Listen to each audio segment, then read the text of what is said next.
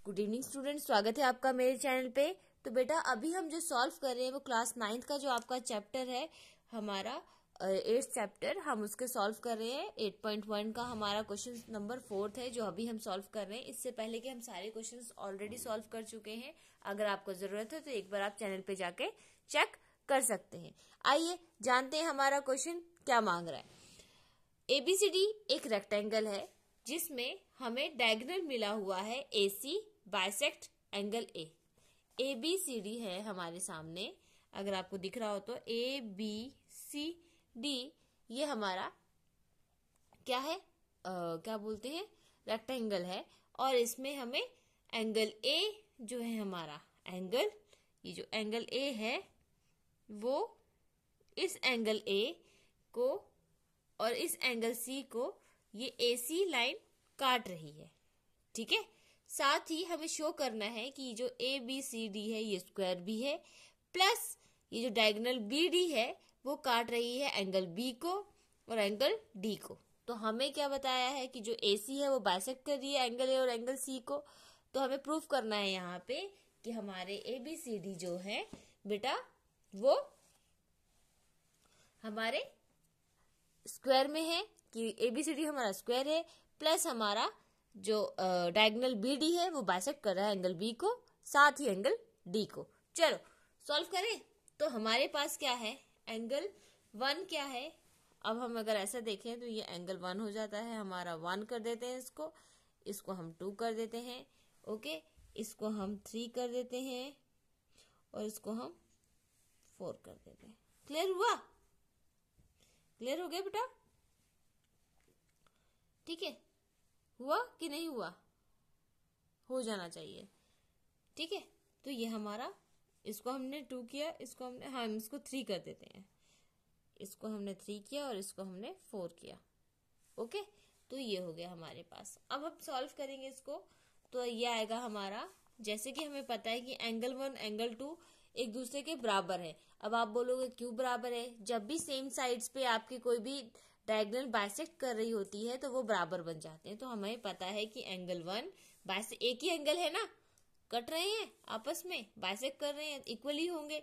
तो हमारे पास हो गया एंगल 1 जो है वो एंगल 2 के बराबर है। क्यों? क्योंकि आपको पता है कि जो हमारा AC है वो बाइसेक्ट कर रहा है। ठीक है, इस वजह से। अब आगे एक और आता है हमारा कि जो AC हमारा है, ये देखो Z बना रहा है, बना रहा है ना, देखो जरा, बन रहा है ना बेटा, गुड।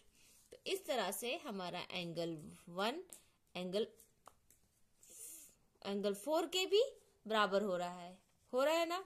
क्यों? क्योंकि ये अल्टरनेट इंटीरियर एंगल्स हैं, ये अल्टरनेट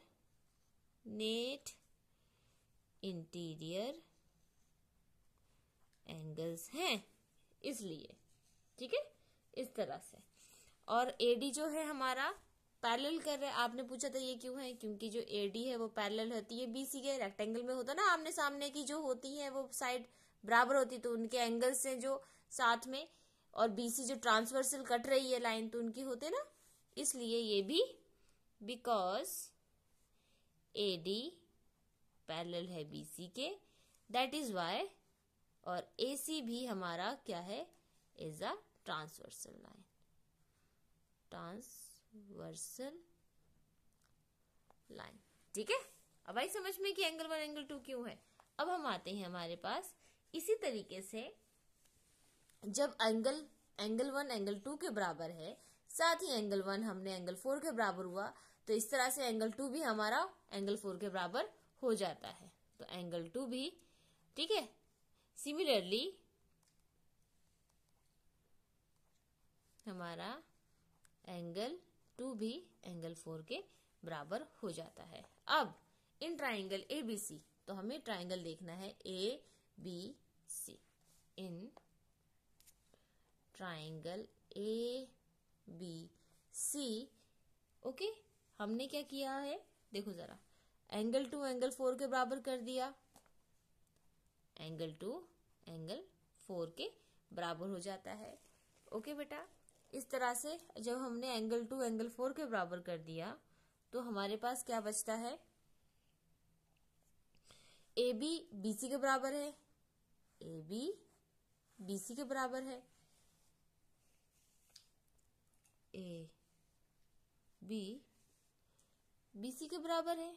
साथ ही जो ए बी है वो क्योंकि ये अपोजिट साइड्स हैं, equal opposite sides of equal angles, that is Y.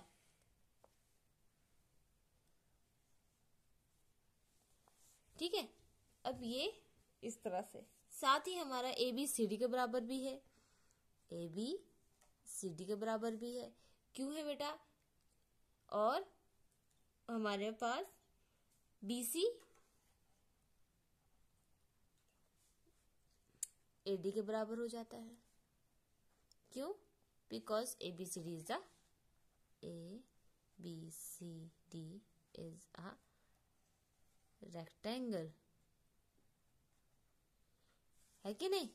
Okay, इस तरह से।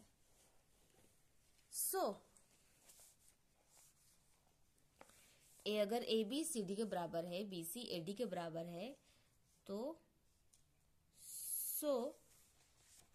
हमारा हो जाता है a b equal to c d equal to a d और a d equal to d a. इस तरह से क्लियर हुआ? तो हमने ये प्रूफ कर दिया कि ए बी सी डी हमारा इज अ स्क्वायर। अब बोलोगे कि ये तो स्क्वायर शेप है। कुछ नहीं है, रेक्टेंगल में आपकी आमने सामने की साइडें बराबर होती है, स्क्वायर में चारों साइड बराबर होती है। बस हम रेक्टेंगल को स्क्वायर भी मान सकते हैं, लेकिन उनकी साइडें अगर हमें इक्वली मेंशन हो रखी हो। ठीक है बेटा, बस इतना ही है। और ये आपका पहला पॉइंट हो जाता है। साथ ही में पूछा जा रहा है कि डायगोनल बी डी है वो बाइसेक्ट कर रहा है एंगल बी को और एंगल डी को। तो हाँ भाई, कर रहा है। कैसे कर रहा है? सो diagonals bisect its angles। ठीक है, BD bisects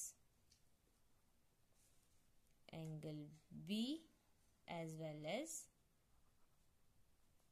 angle D, और ये हमारा प्रूव्ड हो गया।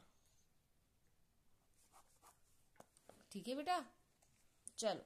अगर आपको बेटा अच्छे से समझ में आ रहा है, बहुत अच्छी बात है। अगर आपकी कोई भी क्वेरीज है तो प्लीज कमेंट सेक्शन में जरूर मेंशन करें।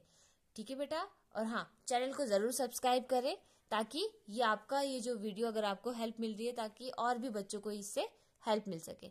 तब तक के लिए bye bye, thank you so much. Okay बेटा, चलिए।